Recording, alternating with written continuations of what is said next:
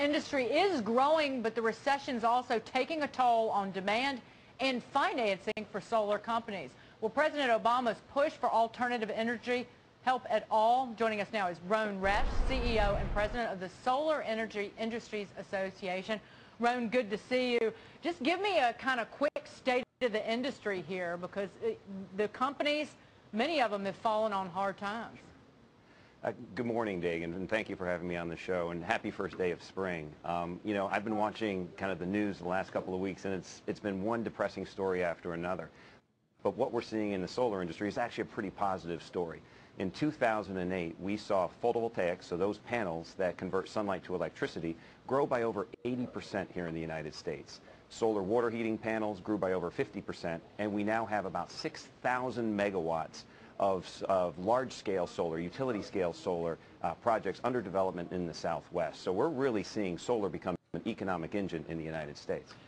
The cost per kilowatt hour, I personally looked at putting solar panels on my house and they didn't make economic sense. The cost per kilowatt hour, has it fallen enough to make it viable against other forms of energy?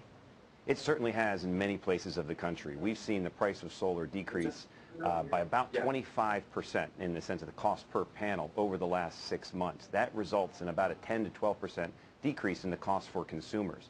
So as the price of solar is coming down, you're seeing the cost of natural gas, coal, and electricity around the country continue to rise. So increasingly, solar is becoming a cost-effective option for more and more people in the United States. But that's with the government tax incentives, is it not?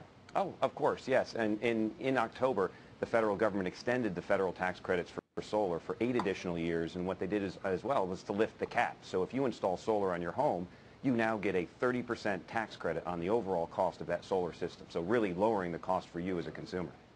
But again, consumers, given the economic environment, people really won't spend something on money on something unless they see very often an immediate economic benefit from that. Is that hurting the solar business?